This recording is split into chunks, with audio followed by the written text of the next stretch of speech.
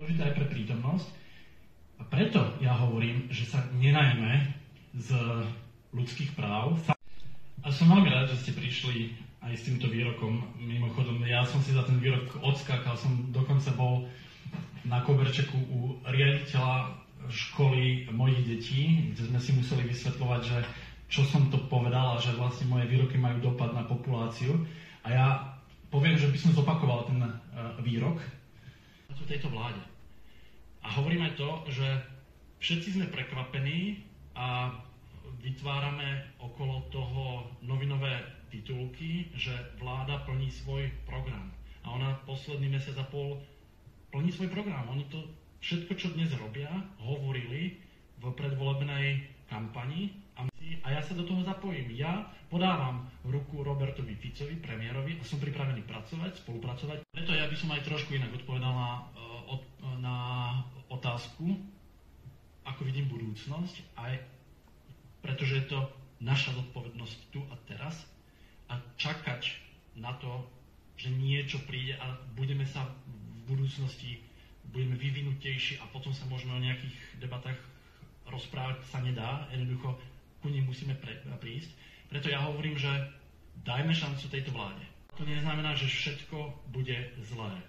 Zároveň, ak niečo funguje, tak je to sila politiky. A keď som hovoril o regionálnych štruktúrach, tak Smer a Hlas má silné regionálne zastúpenie. A ak tu... Nevytlokáme sa v tomto, vôbec nie. A môžeme niekedy sa o tom podebatovať, a možno ani nie je treba. A ja vám dôverujem v tom, že možno to ani tak nebolo mienené, ale ja by som vás možno chcela poprosiť, možno za seba, možno za ľudí podobne zmýšľajúcich, ktorí tiež veľmi pracujú na tom, aby doručovali ľuďom možno neopravené cesty, na to nemáme kompetencie, ale doručujeme im výzvu k zodpovednosti za krajinu, v ktorej žijú, a že v tomto potrebujeme asi tak spolupracovať, aby sme sa nedostávali ani len zdánlivo, lebo nie všetci to chápu rovnako, ani len zdánlivo vlastne ako keby takejto dispartii. A ja si myslím, že to dáme a že máme na to potenciál, ale myslím si, že to je dobré, že to tu takto komunikujeme. O tomto Human Forum je a ja som veľmi rada, že vy sám ste navrhli, že sem chcete prísť a že chcete o tom hovoriť. A ja som presvedčená o tom, že to splnilo a bude to plniť ten svoj účel a že budeme vedieť aj v tej Hornej Mičine, aj tej Hrochoti, prípadne Beňuš, Bravecovo, Bacuch, obľúbené Michalové dediny. Bujakovo, prepáč, som zabudla na tú štvrtú. A tak, aby neočakávali konzumne, že im demokracia príde do domovov urobenými cestami, ale že to je vlastne spolu zodpovednosť za tú demokraciu. A samozrejme, tú cestu tam potrebuje mať, ale potrebuje ešte niečo preto aj sám urobiť. A v tomto, ak sa nájdeme, budem váš ako by som povedala, pracovník, ale rozmýšľam nad tým prívlastnom. Budeme na tom spolupracovať, ja budem veľmi usilovne na tom pracovať, ale nie tak, aby sme proste konzumne nakrmili ľudí a doručili im demokraciu do ich domovov, lebo oni nikdy si ju vážiť takýmto spôsobom ani nebudú. Ďakujem veľmi pekne a kľudne ešte... Ja chcem zareagovať. Pán Munter podľa môjho názoru tancuje samozrejme na tenkom ľade, lebo pozná svojich voličov. Nie, ja dávam mu kredit. Pozná svojich voličov, vie, čo si môže dovoliť a čo nie. Problém je, že tu máme túto atmosféru 34 rokov.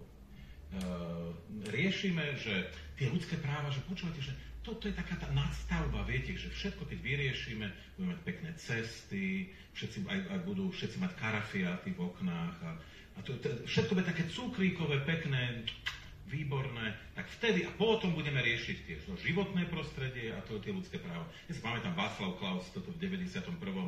tlačil, ja som to nemohol počúvať už vtedy, tieto nesmysly. No a teraz toto je ten problém, že to v skutočnosti to je ten základ, lebo to, čo charakterizuje Slovensko, je proste dramaticky otvorené nožnice medzi tou štruktúrálnou, materiálnou dimenziou našej modernity. A toto je moderná krajina. Takže mám začať rozprávať, že aj vo vašom regióne silná penetrácia plynom. Jedna z najvyšších v Európskej únie. Keby sme si zvolili indikátory modernity, tak my zistíme, že Slovensko je naozaj jedna veľmi vyspelá moderná krajina. Potom príde tá kultúrna dimenzia modernity, zistujete, že proste akože iné storočia sa tu odohrávajú nejaké. A samozrejme k tomu išla nejaká cesta. K tomu išla cesta napríklad, spomente si, tí, čo tu sedíte, a tí mladí si možno nespomenú, ako napríklad si vytváral Robert Fico svoju popularitu v 90. rokoch. Behal po Slovensku a propagoval trest smrti. Rozdával brožúrky na túto tému. On veľmi dobre vedel, však on je vzdelaný človek, on veľmi dobre vedel, že sme v Rade Európy a že žiaden trest smrti sa obnovovať nebude. Napriek tomu to rozdával. Proste tu sa spracuje s tými ľuďmi, ale že nie je tie ľudské práva, to je taká sprostosť, to tí z Bratislavy nejakí uletenci, čo sedia na tom proseku a vymýšľajú sprostosti, lebo oni nerozumejú ničomu a nevedia, ako my žijeme. Toto sa tu stále točí, no a výsledok je ten, iba tak akože nastrelím vám z viacerých výskumov, nebudem citovať samozrejme v rýchlosti. Sme v tejto chvíli najzakonšpirovanejšia krajina celého regiónu, akože bez akejkoľvek konkurencie, my sme už preskočili aj tých Bulharov. Sme najproruskejšia krajina, dobre, to niekto povie, že to je ešte v poriadku, ale my sme aj najproputinovskejšia krajina. My sme najantizápadnejšia krajina, tu sa ľudia obávajú západu, viac ako 50%, čím deklarujú, že vlastne západom nie sú. Sme najantiamerickejší, sme najviac veriaci v celosvetové židovské sprisahanie, cez 50%.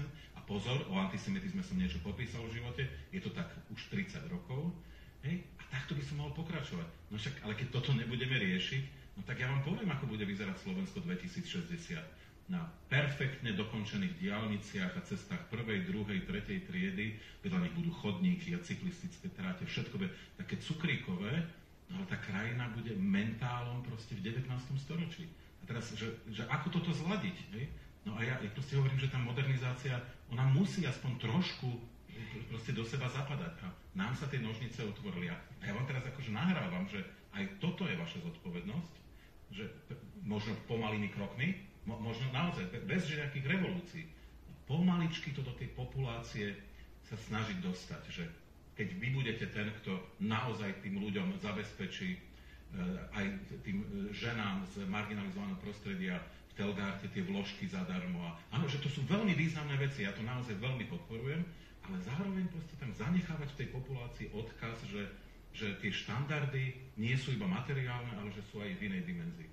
A keď toto urobíte, tak proste nielen, že budete úspešní, ale budete aj populárni. Ďalšie nejaké otázky? A ja si myslím, že za komunitu občianskych organizácií v Banskobystrickom kraji vám v tomto budeme veľmi nápomocní. Že máte na to už aj partnerov a o tom sme sa tu vlastne 2 dní bavili, že práve v spolupráci s občianskými organizáciami môžeme túto krajinu robiť kvalitnejšou, čo sa týka aj kvality života, ale hlavne teda toho mentálneho rozvoja, kvality demokracie, pochopenia ľudských práv, tolerancie, rešpektu, to všetko, všetky tie hodnoty